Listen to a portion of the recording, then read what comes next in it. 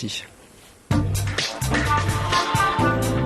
La météo nous annonce une belle journée demain avec de larges périodes ensoleillées. Le temps idéal pour jardiner ou faire le touriste dans son jardin. Ça vous ressemble pas, ça, Lucas? Voilà, mais le touriste avec un appareil photo, Michael, dans le sens où nous avons actuellement les couleurs printanières qui explosent. Nous avons le jaune des forsythias, des narcisses, il y a les premières tulipes, les magnolias débutent leur floraison, les cerisiers ornementaux sont maintenant en train de s'épanouir également. Alors ce renouveau, nous l'avons attendu tellement longtemps que c'est une joie finalement de photographier ces toutes premières fleurs. Et en plus, vous les partagez, ces photos. Voilà. Alors, l'avènement de la photo numérique a fait en sorte que la manière dont nous diffusons les photos évidemment a explosé. Hein. On nous les envoie par email, on envoie aussi nos propres photos à nos connaissances, sous forme isolée ou en diaporama. On peut placer ces photos sur des galeries sur Internet et on peut même créer des blogs. On assiste actuellement à une explosion du nombre de blogs consacrés à un jardin. Et donc, il y a des passionnés qui postent chaque jour de nouvelles floraisons. Les internautes qui les suivent postent des commentaires et on a ainsi de petites communautés autour des images du jardin. Moi, je vous avoue qu'à chaque fois que j'essaie de prendre en photo les roses que j'ai sur ma terrasse, le résultat était pas top.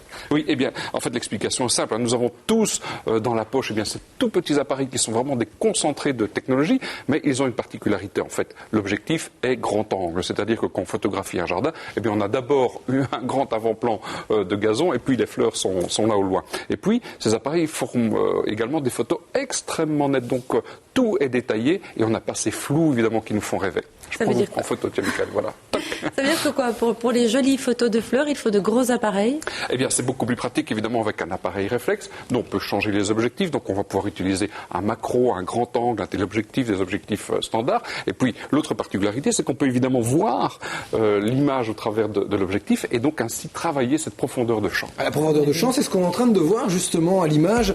Ça veut dire quoi? C'est le flou qui est à l'arrière de l'objet principal. Voilà, exactement. Donc, dans tout appareil, il y a un diaphragme, et donc si on règle ce diaphragme avec une grande ouverture, eh bien, on a peu de profondeur de champ. C'est-à-dire que donc on voit derrière le tournesol ou derrière les delphiniums là sur l'image que l'arrière-plan est flou. Et donc c'est très facile à régler donc en travaillant avec la bague de l'objectif. Alors il y a quand même moyen de faire de jolies photos aussi, assez artistiques et créatives, avec des appareils un peu plus petits. Oui, regardez, c'est une photo que j'ai prise hier. Ce sont des feuilles de narcisses qui transpercent les feuilles mortes qui couvraient le sol. C'est amusant. Alors j'ai pris ça avec ce petit appareil. En fait, ces appareils ont des possibilités tout à fait insoupçonnées, mais il faut lire le mode d'emploi, évidemment. Si on les utilise de manière basique, eh bien, on aura toujours ces inconvénients. Donc il faut aller voir dans le manuel comment on peut les placer en mode manuel, et donc on pourra ainsi avoir des grandes ouvertures et donc de la profondeur de champ. Alors j'ai bien suivi vos conseils. Demain, pour faire les photos dans le jardin, je fais grasse mat, j'attends l'arrivée du soleil. Ah non, surtout pas, Michael.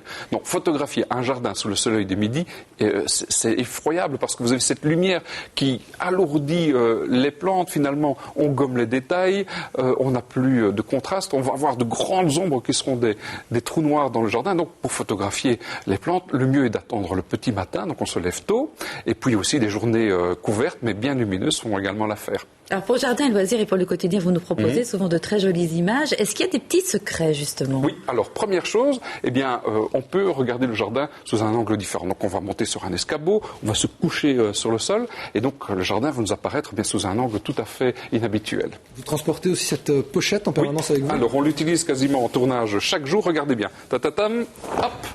Et voilà, ceci est en fait un réflecteur. Donc ça va nous permettre d'orienter la lumière et donc d'éclairer des plantes qui sont un peu dans l'ombre. On va les faire briller. Alors on peut également utiliser ceci. Anne, tenez, aidez-moi.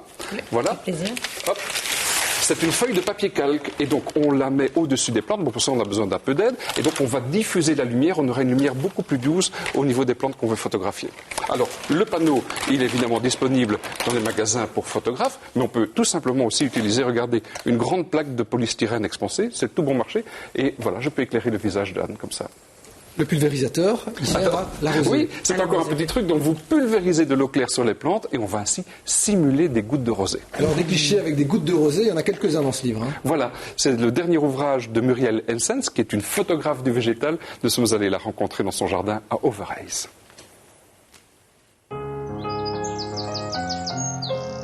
Quand la lumière est belle et que je me sens inspirée, je pars avec mon appareil en bandoulière. Il faut surtout pas que je sois accompagnée. J'ai besoin de solitude, j'ai besoin de concentration et à la fois j'ai besoin de vibrer, que tous mes sens soient en éveil. Et à ce moment-là, tout m'intéresse.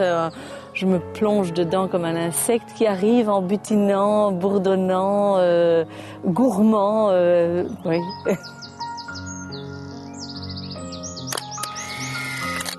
Déjà, quand j'étais adolescente, j'étais passionnée de photos et je faisais déjà des photos de nature.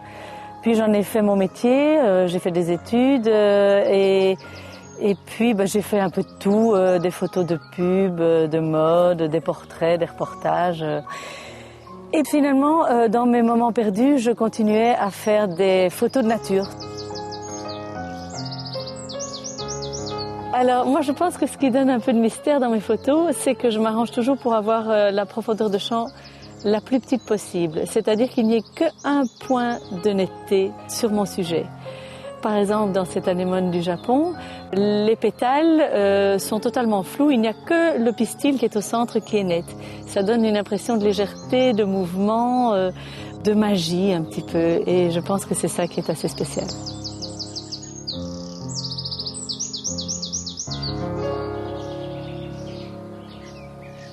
Ce que j'aime dans la photo, c'est qu'on peut saisir un moment de vie.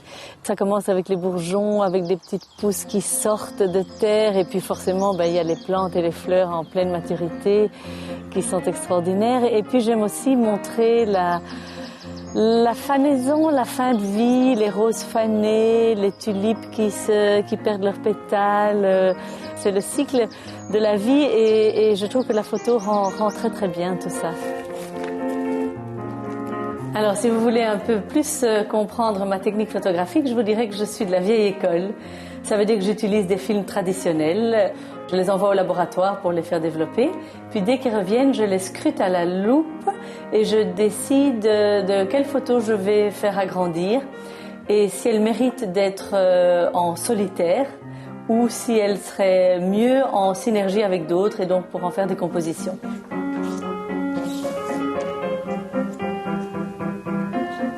Moi, je trouve qu'il est hyper important de protéger cette nature qui nous entoure et à l'heure actuelle, on n'a plus beaucoup de temps.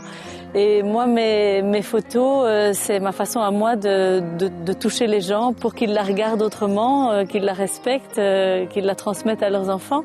Et j'ai eu la chance de pouvoir mettre toutes ces photos dans un livre et j'ai demandé à certains auteurs d'y ajouter aussi leur regard, que ce soit sur l'écologie, sur la botanique, sur la nature inspiratrice des artistes.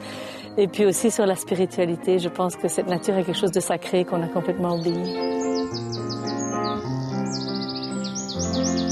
Et si on s'intéresse au travail de Muriel, on peut visiter son site internet. Voilà, les coordonnées apparaissent à l'écran, donc on pourra obtenir toutes les informations concernant ce superbe livre avec les messages qui sont proposés, qui sont associés. Et donc le site de Muriel Hansen est vraiment toute la porte d'entrée à consulter. Une exposition aussi ? Oui, elle proposera ses photos lors de la fête aux plantes à Lannes, donc le 30 avril, 1er et 2 mai, la foire du jardinage, où on aura l'occasion d'admirer ces photographies qui seront exposées. Merci Luc.